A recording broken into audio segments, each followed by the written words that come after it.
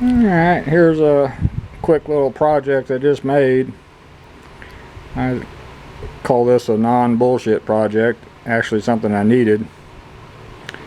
Using my power notcher and my new shear, press brake, and roller, whipped out this metal shelf to go underneath my drill press.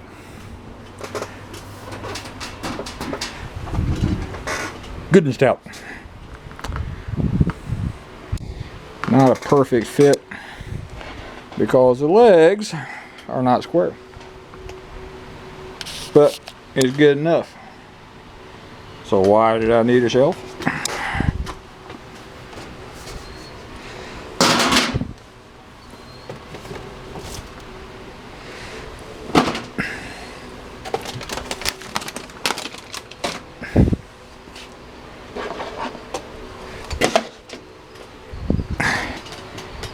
My cigarette supplies.